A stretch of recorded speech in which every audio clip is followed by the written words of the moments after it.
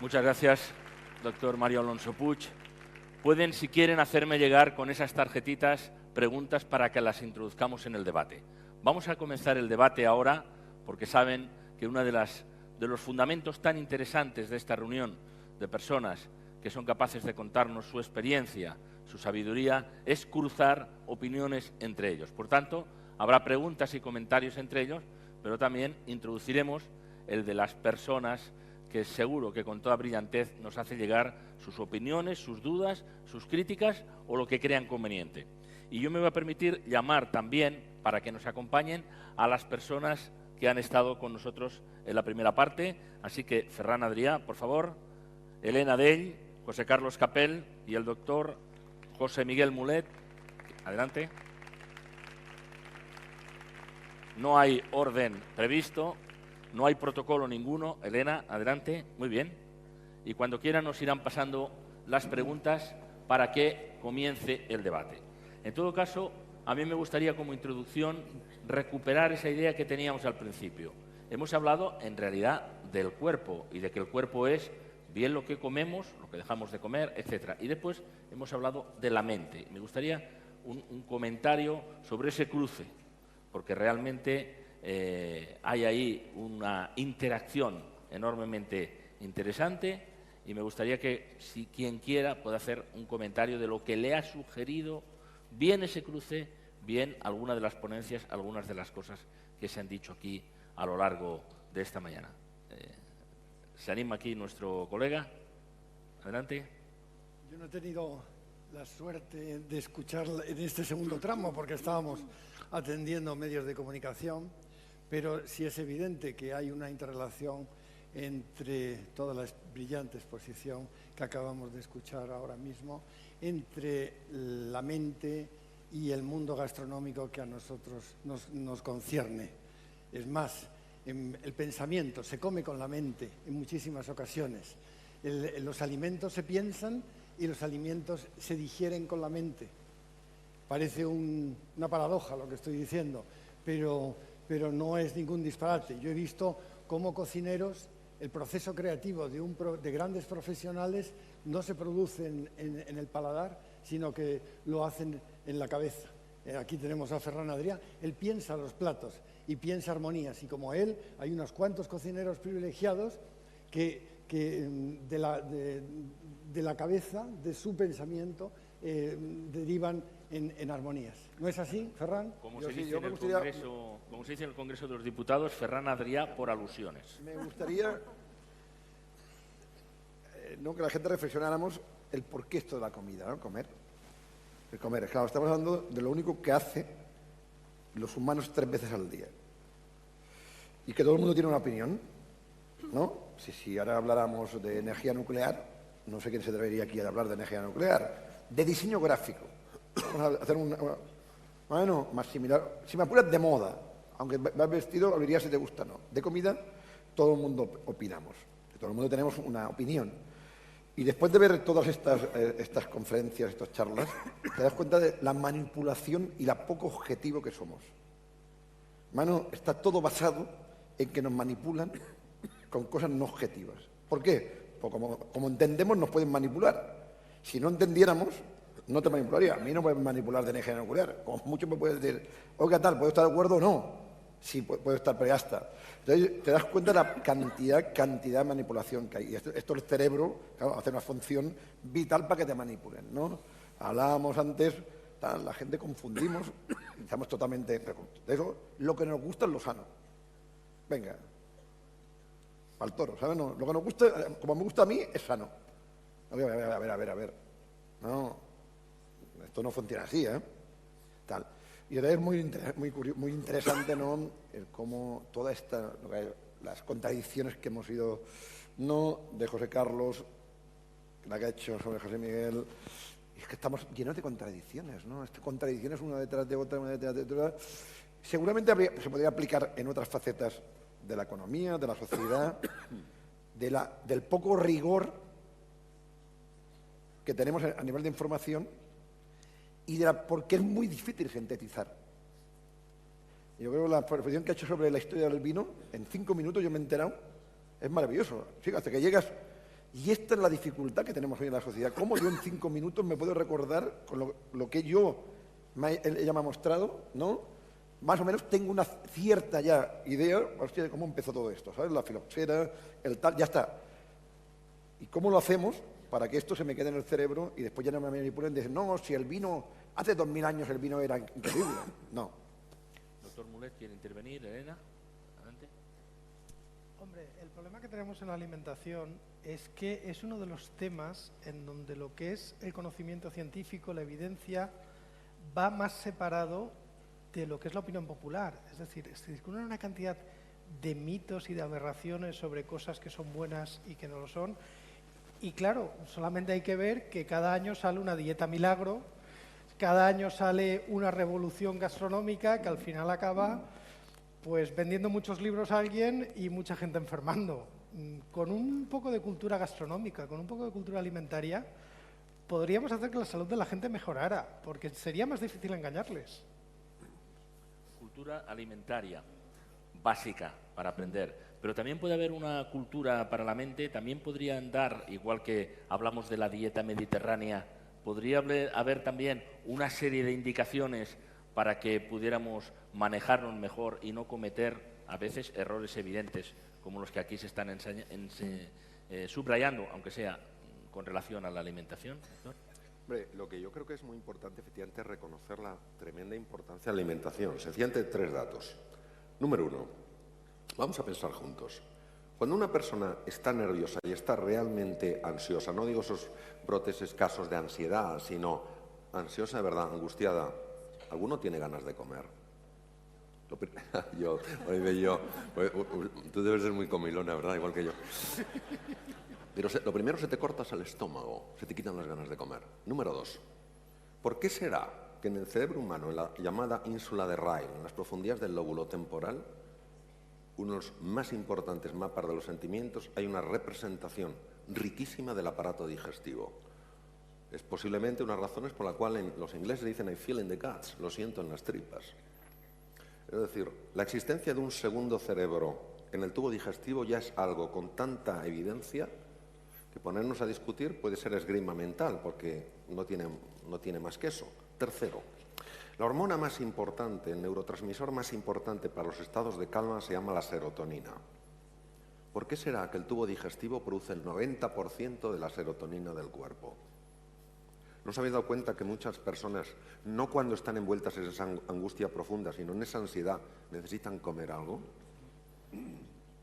¿Por qué será que los cirujanos digestivos, lo primero que queremos es que al enfermo le alimenten por el tubo digestivo, por su vía natural, aunque le pongas nutrición parenteral con los mismos principios y con la misma calidad?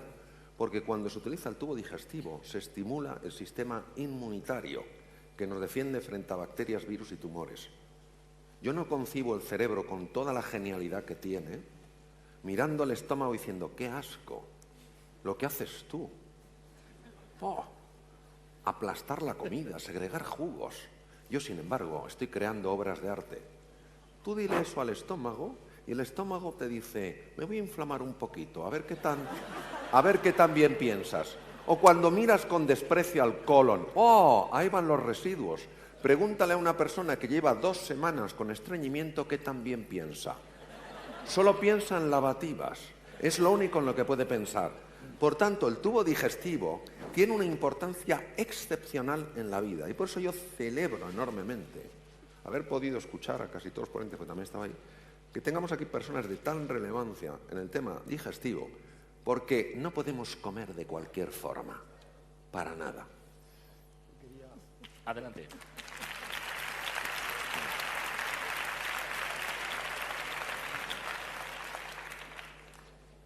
Mario, yo quería preguntarte un tema que creo que tiene importancia, el pensamiento, el cerebro, cómo influye en las filias y en las fobias de la alimentación. Hay un hecho cultural, hay un hecho gastronómico en todo ello. Yo estaba con un amigo en Cuzco, Perú, y nos sirvieron un asado realmente exquisito. No era otra cosa que el conejo de Indias, el famoso conejo de Indias de los españoles. Pero aquel conejo de Indias, alguien dijo en aquel momento que era una rata. Efectivamente, pertenece a la familia. La deglución del alimento fue inmediata por parte de la persona que me acompañaba. ¿Cuáles son los mecanismos que mueven el cerebro para decidir que algo es bueno o es malo, la fobia o la filia hacia un alimento? Tu pregunta es mucho mejor y más profunda que la respuesta que vas a obtener, pero es lo que hay. Vamos a ver. Nosotros somos y nos hacemos. Y nos hacemos en una cultura. Y una cultura siempre incluye una cultura alimentaria, porque eso es fundamental. Y vamos absorbiendo creencias que no las mantenemos a nivel cognitivo, sino que se integran en la musculatura. Y estas creencias las absorbemos fundamentalmente a nivel del lenguaje. Si bien esta es una cuestión muy compleja, si el razonamiento existiría sin lenguaje, la idea es que el razonamiento precisa lenguaje y el lenguaje altera el razonamiento. Es decir, si a ti te van diciendo de chiquitín, esto es una porquería, una rata es un asco, solo está en la alcantarilla, aprendes a pensar y acuérdate, aprendes a ver en base a lo que has pensado. Es muy interesante porque personas que han estado, por ejemplo, en una situación de náufragos durante bastante tiempo y han cogido peces, han empezado a comerse partes del pez que ninguno de nosotros nos comeríamos. Su cerebro ha estado guiando de manera natural para buscar los recursos, los oligoelementos, las vitaminas, en lugares que nosotros despreciaríamos. Es decir, al final podemos distinguir los dos aspectos, pero no podemos separarlos.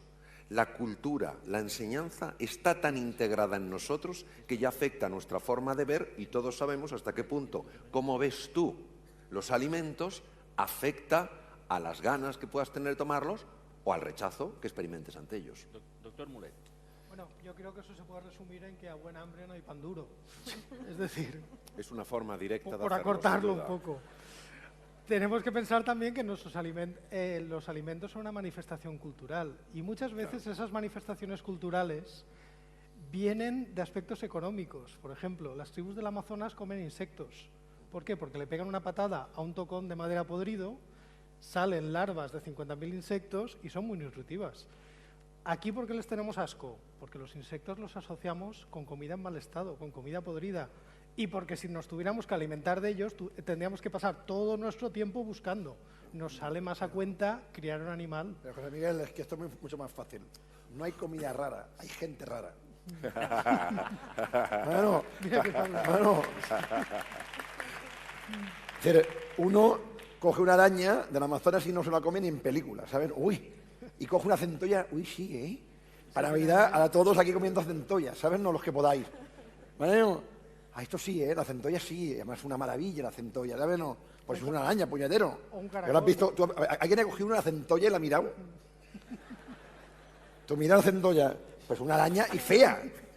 Bueno, claro, esto es una cuestión muy fácil. Y esto hay que comer con los ojos cerrados. Tú comes con los ojos cerrados, te vas a comer todo. Todo. Tú sabes eso que dices, ¿no? Que tienes más hambre que el que se comió el primer caracol. Lo que sí que es interesante, me gustaría que a la gente que te dice lo del pensamiento, mira, yo siempre digo que Japón, nosotros en Occidente, donde cocinamos con las manos, ¿no? Con el cerebro, y esto es una manera de cocinar, ¿no? Y comemos con las manos, comemos con los sentidos, con el cerebro, ¿no? Y Japón tiene una cosa que es diferente, que yo lo he explicado de una manera que seguramente científicamente no es correcta, pero que es el alma. Es decir, cocinan con el alma. Cocinan con el Japón. Bueno, ¿qué es esto, no? Entonces, es una cosa que me es imposible explicarlo, porque seguramente tiene que tener un componente en el cerebro. Pero no es esto. Es decir, no es el tener una racionalización que el cerebro tal, sino es otra cosa, ¿no? ¿Y esto qué sería esto? Dentro del mundo científico, ¿qué sería cocinar con el alma? Hombre, tú has estado muchísimas veces que yo en Japón, con lo cual tienes una opinión muchísimo más documentada que la mía. Yo tengo un inmenso respeto y admiración por el pueblo japonés, por su sensibilidad, por su cuidado del detalle. Yo creo que cuando se experimenta ese cocinar con el alma, es un cocinar posiblemente mucho más intuitivo, mucho más interior. Es el zen en la cocina. Espiritual, ¿no? Al final, Sí, el concepto religioso, bueno, quien crea, ¿no? Cada uno que cree en su religión y tal, para mí es más parecido Claro. a esto que una racionalización del cerebro. Porque, Claro. claro, al final, cuando tú crees en una religión, sabes que hay una cierta... Claro. Tienes que creer en esto, no hay Claro. eso. Entonces, me da la sensación que cuando ellos, ¿no? Te dan un vaso de agua y tú dices, coño, esto es agua, Sí. ¿no? Y ellos no. No, exacto. Ellos no, y entonces yo creo que ¿no? pero esto está en el cerebro también. Ferran, yo ¿no? creo que Elsa, tú lo has explicado maravillosamente. Es decir, los 3 trabajadores que pican piedra hacen lo mismo, pero la calidad, la cualidad que ponen es diferente. Los 2 primeros están tal vez demasiado anclados en el mundo de la fisicalidad. La otra persona sencillamente está abierta a que haya otra dimensión. Y yo creo que eso tal vez sea lo Me gustaría básico. incorporar el componente económico, como estamos en el momento actual, ¿no? Durísimo. No sé si lo he comentado antes, pero lo mejor hemos contado con José Carlos. Desde Japón, cada día salen containers con productos de alimentación por 200 millones de euros. Por 365 días son 70.000 millones de euros de exportación de productos de alimentación, ¿vale? No, cabres por el mundo. Lo digo porque el componente que en la sociedad española, fíjate, hoy que ya hay un reconocimiento mundial sobre la cocina española y tal, a mí me pasa, hay gente que me admira y tal, pero aún piensan que todo esto es para 4, todo el tema de la cocina y todo esto, tal. Para que veáis un poco la dimensión, 70.000 millones de euros, no sé si es la deuda que tenemos, ¿no? Ahora, anual, el déficit, ¿vale? No, el déficit anual. Fíjate lo que estamos hablando. Con José Carlos hablábamos que una idea que igual no pueden hacer. Si estábamos en el Ibérico en Londres, ¿no? Estábamos el otro día, yo estuve en Londres, en un sitio que se llama Ibérico, jolín, y yo me emocioné, porque por primera vez fuera de Estados Unidos con José Andrés y otros cocineros, comí tapas contemporáneas sin ser de vanguardia y dije, ostras, esto es lo que me gustaría que hubieran 50.000 sitios como este en el mundo.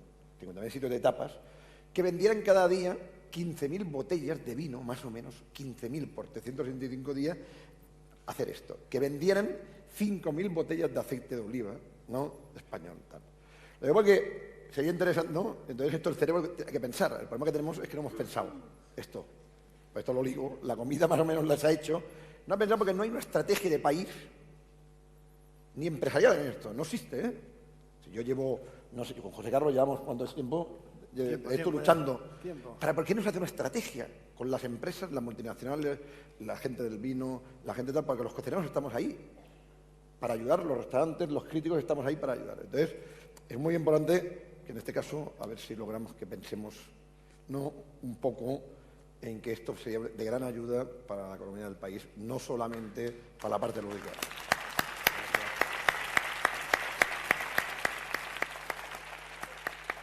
Una pregunta para Elsa Punset.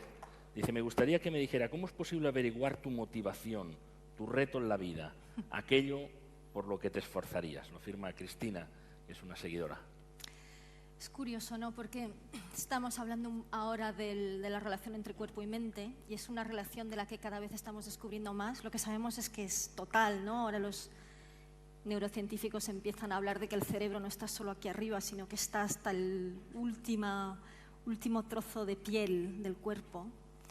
Y para cerrar de lo que veníamos hablando ahora, me estaba acordando de, no sé si has intentado alguna vez comer en la oscuridad, Adrià. Pero en la oscuridad te cambia el sabor de las cosas completamente, es decir, saboreamos incluso algo como el sabor, lo sentimos a través del cerebro. Y me estaba acordando también, mientras estabais hablando, de esos experimentos que hacen donde tapan, vendan los ojos de la gente y les dan 2 copas de vino y les dicen una es cara y la otra es barata y les sabe mejor la cara, ¿no? Cuando hablábamos de cómo nuestro bias cultural de alguna forma nos hace sentir las cosas de una determinada manera. El cuerpo está ahí en todo. Y yo le diría a Cristina, a mí me me desazona siempre cuando las personas me dicen, oye, Elsa, yo no sé cuál es mi sueño, no sé cuál tendría que ser mi meta, ¿no? Lo han olvidado, lo dejaron atrás hace mucho tiempo y lo olvidaron. Yo creo que hay una forma sencilla de saberlo y es que lo sientes físicamente, ¿no? Lo decía Mario antes, cuando decía todos los impactos negativos que tienen las emociones negativas en el cuerpo. Cuando tú estás donde tienes que estar, aunque la vida sea difícil, aunque trabajes duro, notas que estás bien.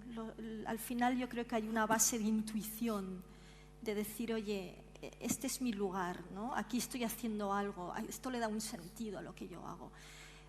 Mientras no sientes esto, tienes que seguir buscando. Yo creo que ahí es donde vivimos en una sociedad que nos aprisiona mucho, con estas hipotecas que no nos dejan respirar, con un mercado laboral muy opaco que no nos deja cambiar de trabajo.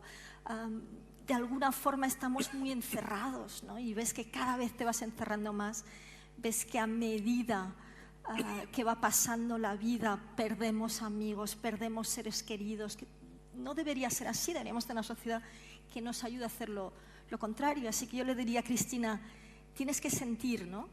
Esa sensación de que estás donde deberías estar y para esto tienes que explorar mucho. Y eso es algo que no se puede dejar para más adelante, porque vivimos una cultura de la urgencia.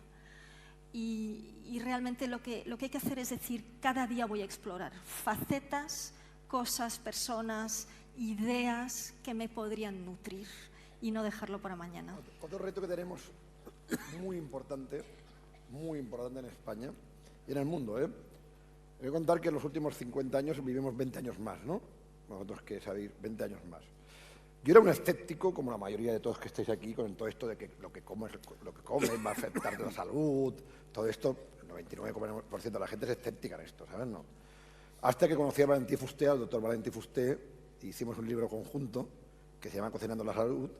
Me di cuenta que más o menos tenía que estar presentado para presentar el libro. Tenía 20 kilos de sobrepeso. Estaba 20 kilos. Y entonces, lo que me dijo Ferran, las dietas no valen para nada. Esto es muy fácil, es constancia, un cierto orden y todo esto. Y poco a poco lo fui entendiendo, ¿no? De la manera de explicarlo muy sencillo, si es importante, es radicalizando. Si tú tomas cianuro, lo metes por el cuerpo, ¿eh? Te mata, como sea, ¿no? Como sea la dosis, tal. Ves bajando el nivel, tal, es decir, y esto es lo que nos pasa.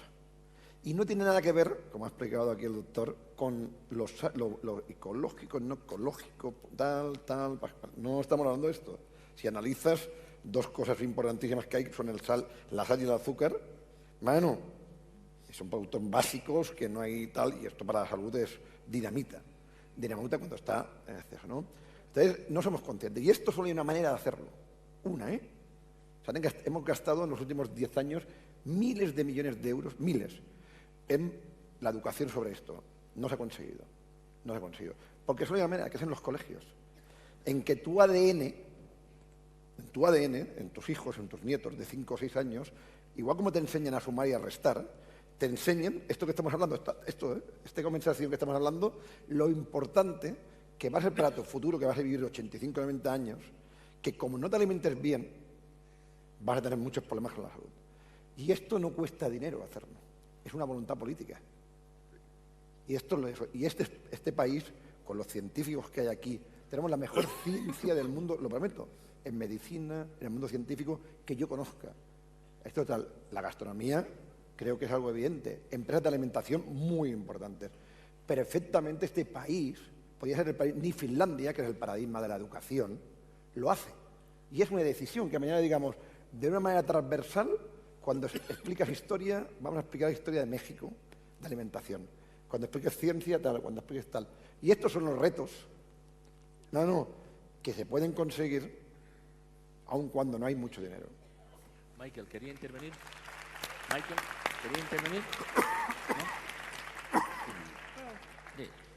¿No? I like food. I guess the connection for us would be to the extent that we've investigated diets as fads and myths, which ones work and which ones don't. The problem is they go through these cycles, every few years there's a new one. you should only eat meat. Bacon and fat is great. No, bacon and fat is terrible. You should only eat plants. No, too much plants is not good. And it just goes on and on like that. I've decided that diets work when you go on them because it's the going on them that's doing it, not the food itself. For the most part, it's being vigilant and paying attention to what you're eating. It's the paying attention part that's important, I think. That's what we've decided.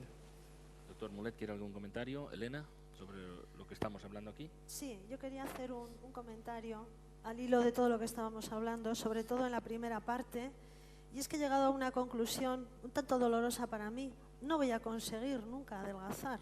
¿Por qué? ¿Por qué? Muy fácil.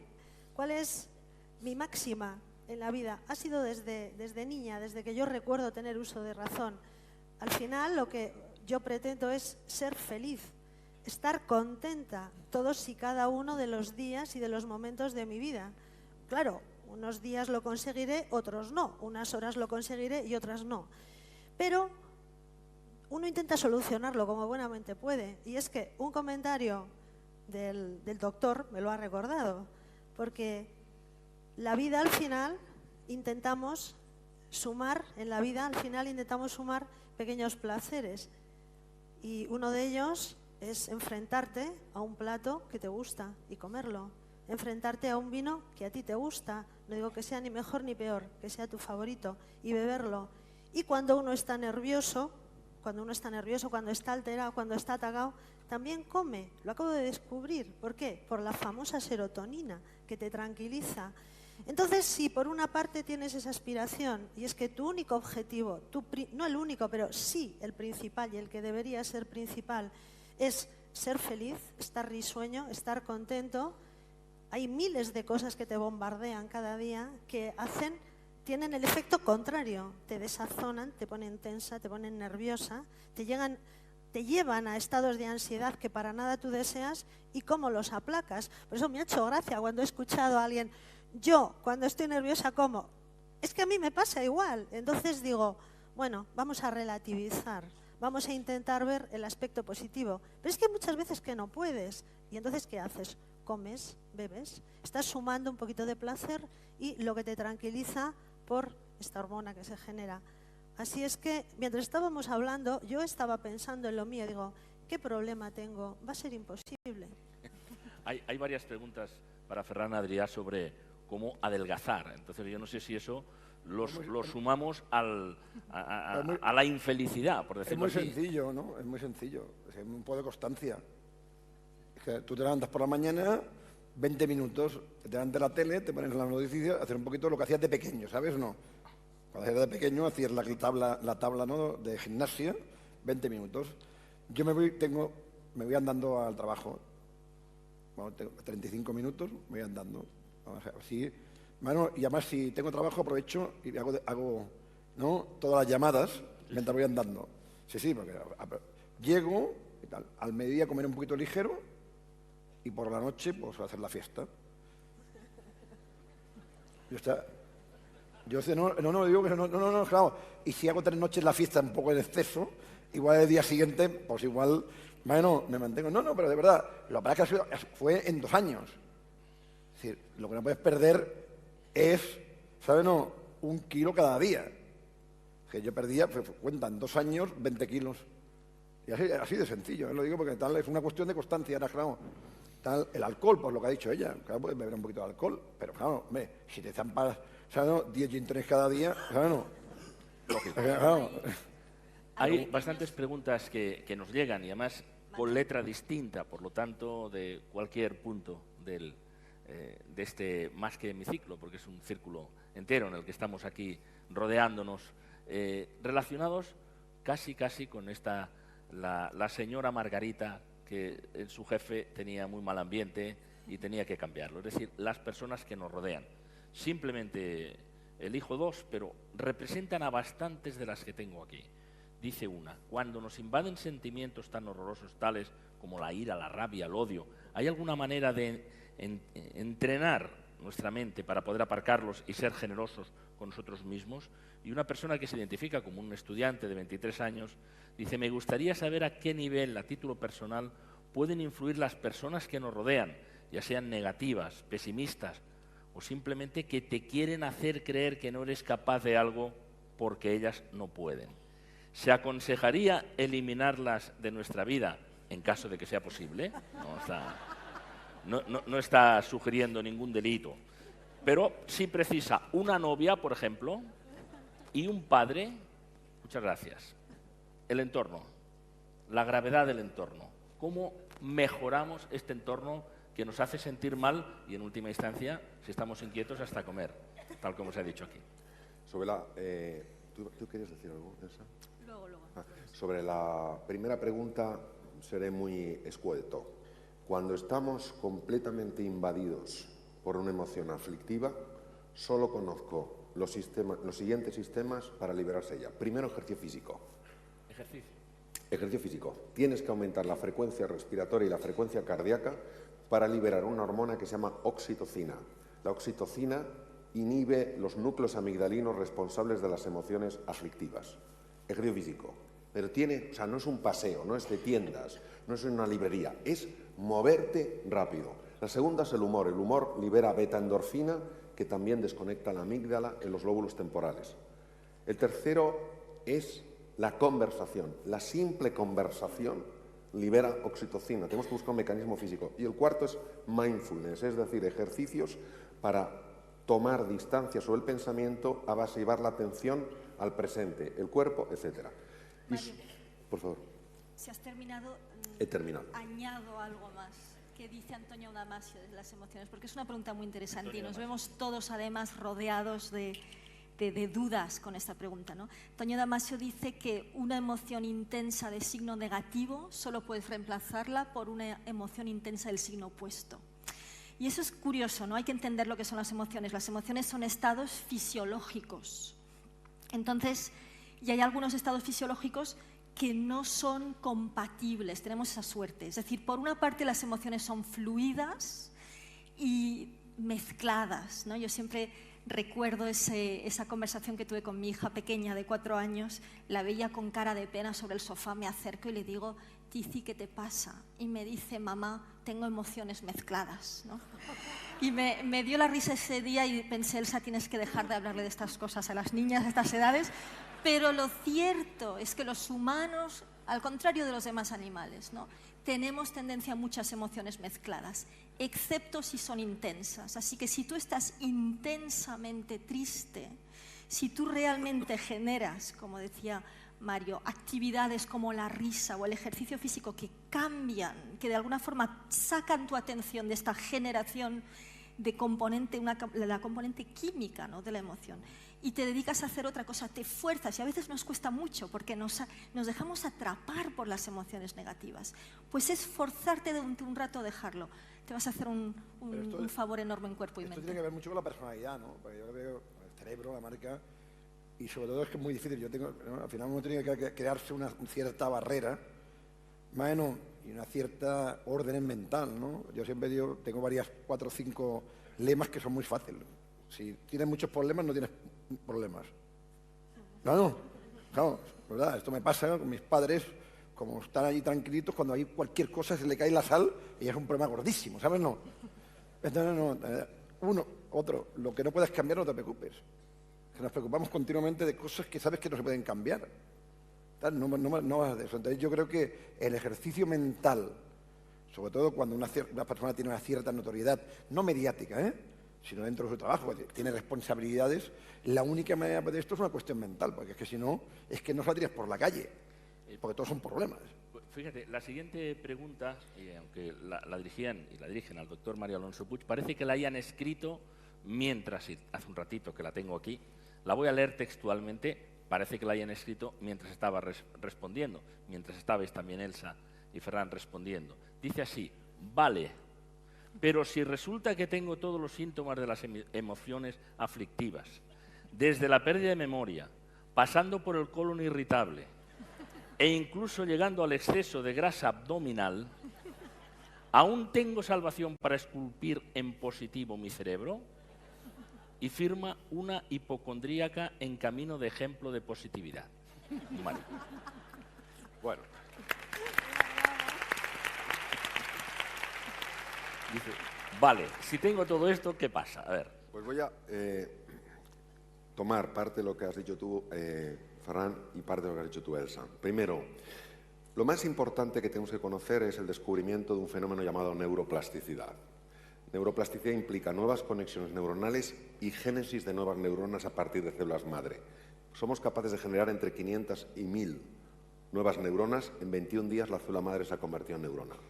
Es decir, para cambiar esto, para que esta persona se reinvente, para que esta persona tenga el tipo de vida que quiere tener, tiene necesariamente que cambiar su estructura física, tiene que cambiar su cerebro. Y afortunadamente sabemos que la neuroplasticidad, como nos has explicado tú perfectamente, Elsa, no desaparece jamás. Sería interesante hablar, pero no tenemos tiempo, de cómo se descubre la neuroplasticidad. Y en relación a lo que tú decías, Ferran, como siempre, muy interesante. Se sabe que nacemos con un temperamento emocional positivo, o sea, pesimista u optimista. Se nace con ello. Pero esto es una inclinación, no es un destino. También se sabe que las personas que se han entrenado utilizando su mente, cuidando las cosas, tomándoselo en serio, han sido capaces de transformar su forma de ser y convertirse físicamente de personas pesimistas, que se sabe por la activación de ciertas áreas cerebrales, sobre todo la zona prefrontal derecha, en personas optimistas en las cuales se activa la zona prefrontal izquierda, es decir, han reestructurado su cerebro. Lo que pasa es que, como todo en la vida, exige tres cosas. Uno, creer que es verdad. A esta persona que ha hecho esta pregunta tan interesante, le diría, primero, has de creer que esto es verdad, porque si no te lo crees, ¿cómo lo vas a hacer? Segundo, tienes que querer de verdad, y querer de verdad es querer también hacer el esfuerzo para hacerlo realidad, porque hay que cambiar no ya un hábito mental, una estructura cerebral. Y tercero, has de sentirte capaz de hacerlo. Por eso, da el paso más pequeño que te atrevas en este momento. Y dando pequeños pasos es como cambiando el rumbo de un barco. Tú cambias un grado y dices, un grado no es nada. Pregúntale a un marino si cambiar un grado todos los días no te lleva a otro país. Entonces, hay un motivo tremendo para que estemos ilusionados. Nosotros podemos crear nuestro futuro, pero claro, tenemos que hacer estas cosas.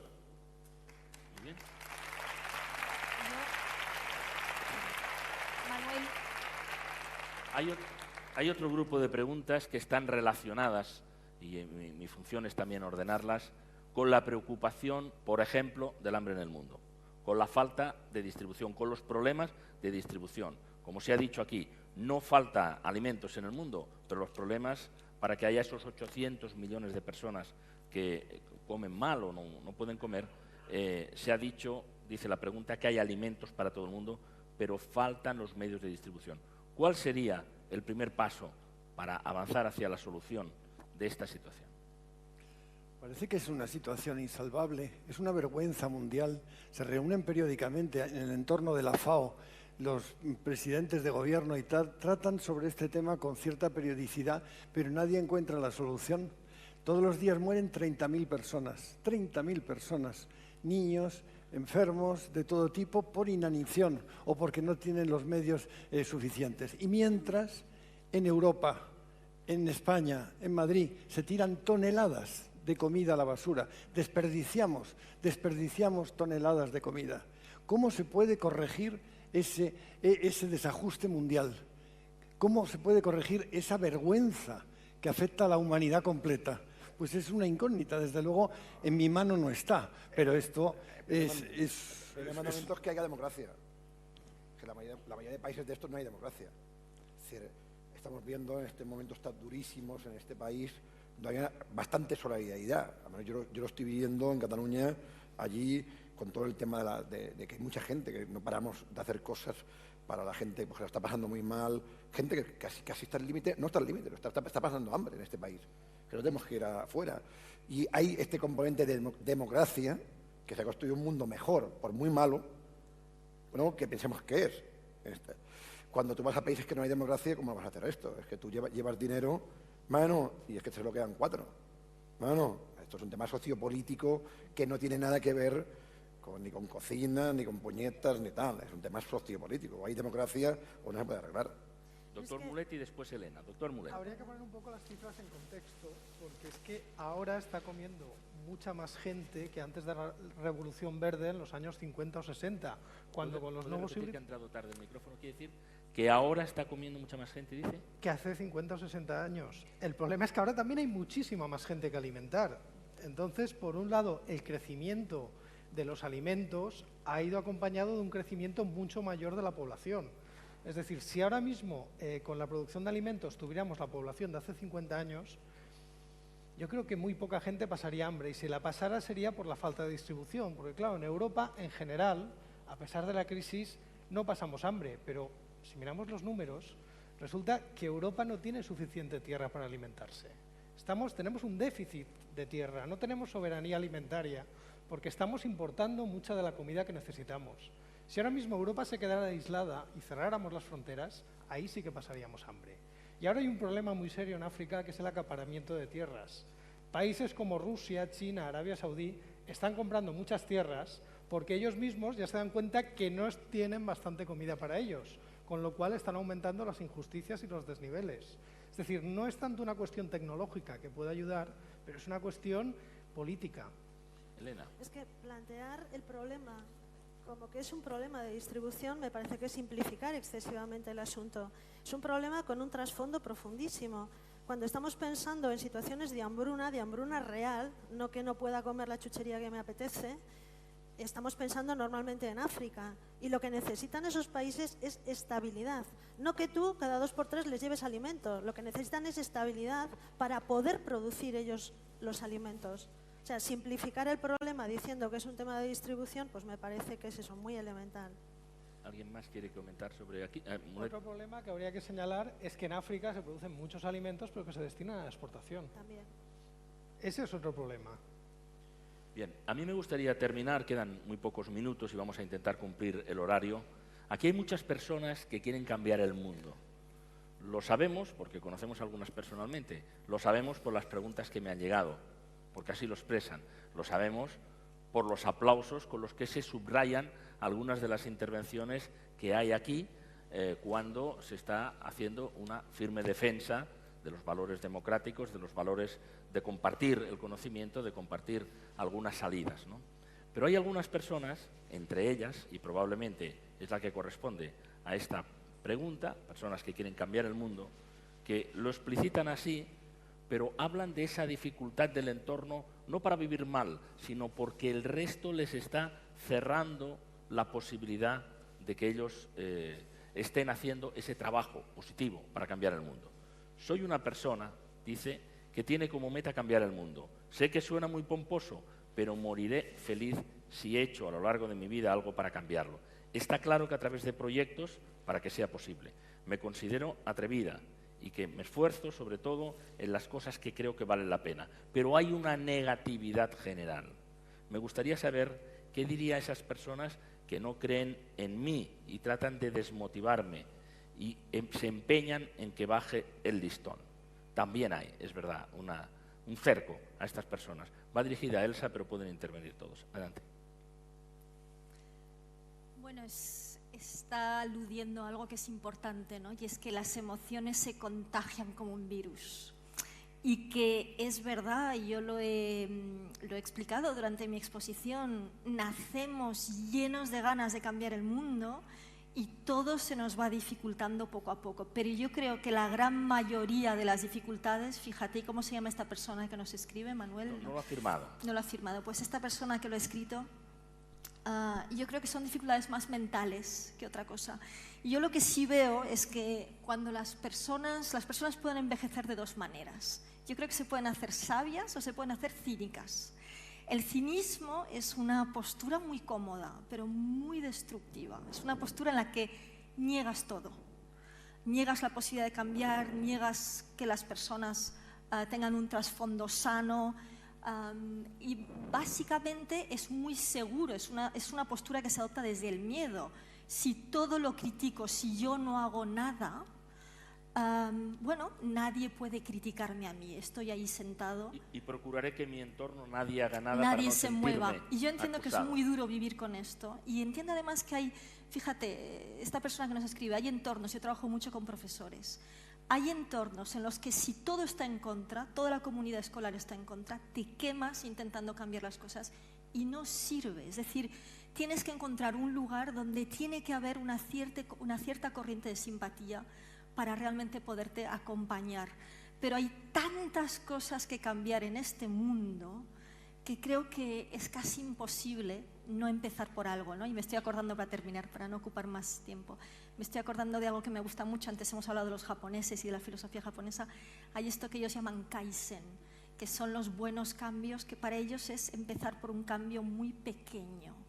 Y ellos siempre dicen, ¿no? Si te pasas la vida entera haciendo cambios pequeños, transformas tu vida, ¿no? Y tu vida luego tiene un impacto muy grande sobre la vida de los demás. Así que yo diría tener ese sueño, pero ser capaz de hacerlo muy poco a poco, con cambios pequeños, y buscar, porque lo hay miles de personas en este mundo con ideas y con ganas de cambiar, buscar un entorno que te apoye. Estamos en la última intervención. Ferran Adrià.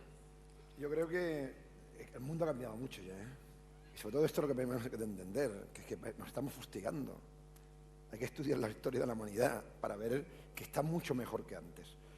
Es verdad que con los medios que tenemos podía ser mejor. Esto es la base, no de una reflexión, pero por favor, es decir, eso tenemos que ver la Edad Media, estudiar.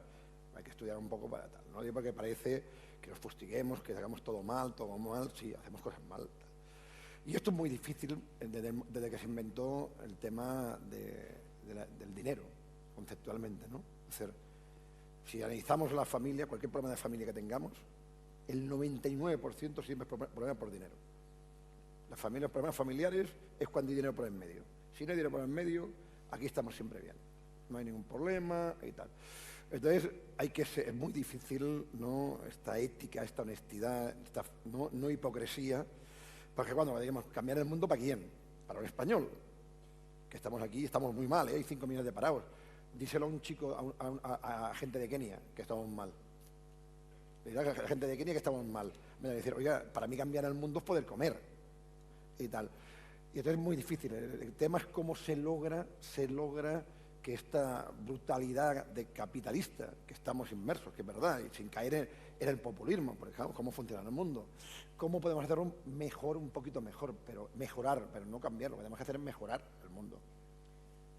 Mario, ¿quieres intervenir sobre esto? Yo diría lo siguiente. Creo que nosotros no podemos cambiar a nadie, por más que lo intentemos, y nos empeñamos en ello constantemente. Solo nos podemos cambiar a nosotros mismos. Es mi experiencia personal. Cuando he estado en entornos complejos, en entornos, entre comillas, agresivos, que cuando yo he empezado a cambiar, cuando he empezado a dejar de quejarme, a construir, aunque fuera poquito a poco en la línea que tú decías, Elsa, curiosamente todo alrededor ha empezado a cambiar. Ainin decía, no vemos el mundo que es, vemos el mundo que somos. Y yo creo que Gandhi nos dejó un mensaje precioso. Sé tú el cambio que quieres ver en el mundo. Interesante.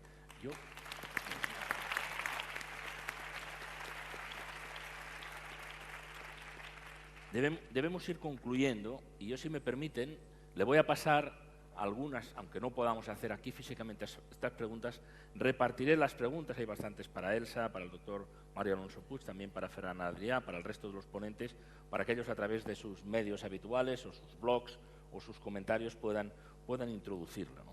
Pero quizá una pregunta final, por si alguien quiere responderla, dice, sugerencias, por favor, de los ponentes en relación a una España 2.0 más positiva, más emprendedora y con más visión de futuro. Yo creo que, independientemente de que es verdad que todo es relativo, Ferran, pero hay una preocupación muy importante por cómo estamos y a veces por esta negatividad que nos invade y que nos impide construir, aunque sea a partir de pequeños cambios, a partir de nuestro pequeño entorno, pero hay cosas que probablemente se pueden hacer. Y hay otras relacionadas también, y esto está, digamos, rodeando a esta pregunta, de que los sistemas habituales, por el sistema político que existe, etcétera, no encontramos la salida. ¿Hay alguna sugerencia? ¿Qué podríamos hacer? Preguntan a los ponentes, para encontrar una España más positiva, emprendedora y con visión del futuro. Adelante, Mario. Aparcar los intereses particulares y buscar un ideal común. Sí, de claro. Yo creo que este país tiene lo más difícil que hace falta para hacer esto, que es talento. Talento hay. Lo que está fallando es el modelo y el compromiso de la gente que tiene medios, cuando digo medios de todos los niveles, con la sociedad. No hay un compromiso. Aquí todos los sacamos a la administración, que sí, que está haciendo cosas que se tienen que mejorar mucho. Pero la sociedad civil que puede, no estoy hablando el que gana 1.000 euros, que es la mayoría tal, la gente que tiene medios económicos, ¿qué compromiso hay? Sí, las empresas generales, sí, hay empresas que a través de fundaciones hacen cosas maravillosas, pero el empresario que le ha ido bien durante estos 20 años y que ha ganado dinero, ¿qué está haciendo ahora por la sociedad? Y este es el compromiso que tenemos que tener. Doctor Mulet. Bueno, si tenemos talento, está claro que es lo que falta, invertir en talento. Es decir, hemos visto como en época de crisis hemos recortado drásticamente el presupuesto para ciencia, cuando otros países lo han hecho justamente al revés. Eso es cavarnos nuestra propia tumba. Cuando en algún momento se ha decidido apostar por grandes eventos, se ha visto que se conseguía invirtiendo. Pues si queremos crear una economía productiva, tenemos que poder exportar, tenemos que ser capaces de desarrollar algo que nuestros competidores no puedan, y tendremos un mercado nuevo y sin competencias. Inviertan en ciencia, ya está.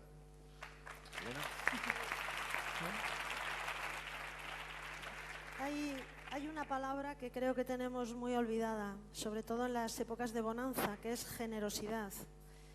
Sería bueno que en esta época en la que nos toca apretarnos el cinturón, todos fuéramos un poco más generosos.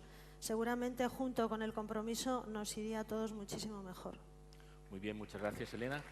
¿Quiere hacer algún comentario? Es una pregunta muy del nivel que tenemos, de la preocupación que tenemos en nuestro país, pero escuchamos con enorme interés sus sugerencias. Michael. I suggest we all go home and get a plate, sit down at the kitchen table and put a marshmallow on it, and see how long you can last before you eat it, and then see if you can get two. It's a self-discipline. It's all self-discipline, and it starts with each of us individually, just having to make a little bit of difference in the world, just one tiny little step. All of us cumulatively can change the world that way. One marshmallow at a time. Él y tú. José Carlos Capel y después Elsa. Adelante. Creo que no nos queda más remedio que salir de la espiral de pesimismo en la que nos hemos enzarzado de una manera un poco absurda. Yo soy un defensor del trabajo. Creo que hay que tener ideas y defenderlas, seguir y luchar por ellas y rodearse de aquellas personas con las que tienes una complicidad. Y cuando se persiguen los objetivos, se consiguen siempre. Nos falta voluntad, perseverancia y muchas ganas de trabajar y sacar adelante toda suerte de proyectos, porque España está lleno de mucho talento y de gente muy valiosa.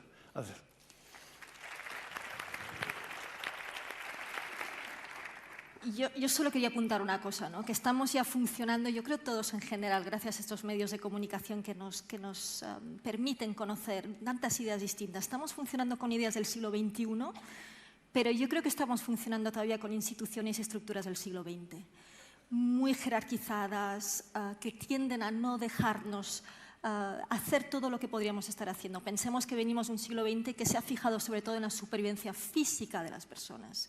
Y yo creo que ahí deberíamos y podríamos ser muchísimo más activos, ser ciudadanos activos, salir a la calle y exigir que cambien determinadas estructuras que no nos dejan crecer, ¿no?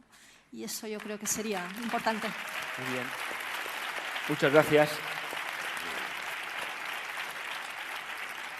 Gracias a Elsa, gracias a todas las personas que han intervenido aquí y a ustedes que han intervenido desde aquí, a través de sus preguntas, a través de sus aplausos, a través de sus comentarios, que continuaremos. Yo creo que aquí en esta ronda han salido palabras importantes a tener presentes. Solidaridad, generosidad, talento, compromiso, trabajo y generar positividad. Yo creo que llevamos unas horas ya aquí reunidos.